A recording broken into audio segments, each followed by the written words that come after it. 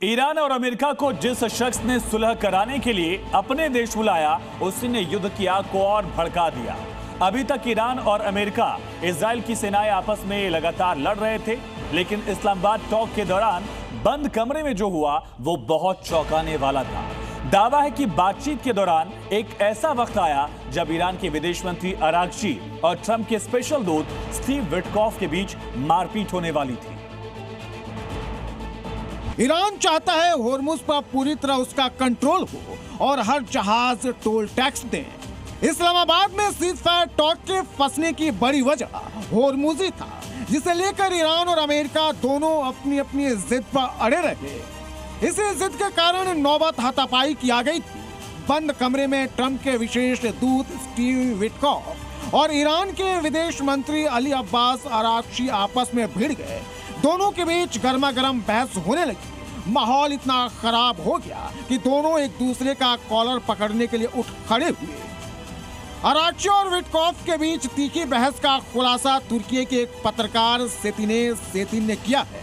अपने पोस्ट में तुर्की के पत्रकार ने दावा किया कि होर्मुज पर असहमति को लेकर विवाद इतना बढ़ गया था कि बात फिजिकल फाइट यानी हाथापाई तक पहुंच गई। हो सकता है कि इस्लामाबाद टॉक फेल होने की एक बड़ी वजह दोनों नेताओं के बीच हुई फाइट हो। सवाल है कि तुर्की के पत्रकार सेतिन के खुलासे पर भरोसा क्यों करे। तो सेतिन तुर्की के प्रधानमंत्री कार्यालय के पब्लिक डिप्लोमेसी विभाग में मिडिल ईस्ट डेस्क और इंटरनेशनल मीडिया प्रबंधक है। तुर्की के राष्ट्रपति एर्दोगान के करीबी है। तुर्की के प्रमुख समाचार येनी सफक में राजनीतिक लेख लिखते हैं। इराक में एनटीवी और टीआरटी न्यूज चैनलों में काम कर चुके हैं। अमेरिकियों के साथ इनका अच्छा संबंध है। अमेरिकियों के बीच इनकी गहरी पैठ है। होर्मुज पर असहमति और हाथापाई की नौबत के बाद जेडी वेंस को खाली हाथ लौटना पड़ा। प्रेस ब्रीफिंग के दौरान वेंस का चेहरा मीटिंग रूम के हालात बयां कर रहा था। इतना ही नहीं, जब जेडी वेंस वापसी में अपनी प्लेन पर चढ़ रहे थे, तब भी उनके चेहरे पर मीटिंग रूम का तनाव साफ झलक रहा था।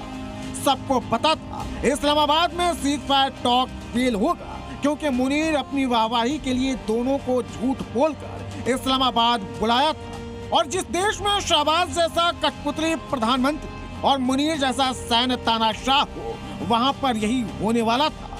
समझौता हुआ नहीं, उल्टे तीखी बहस हो गई। और यह बहस हो सकता है अमेरिका और ईरान को एक दूसरे पर हमला करने का मौका दे दे। ईरान और अमेरिका के बीच बातचीत को लेकर मुनीर ने खूब माहौल बनाया था।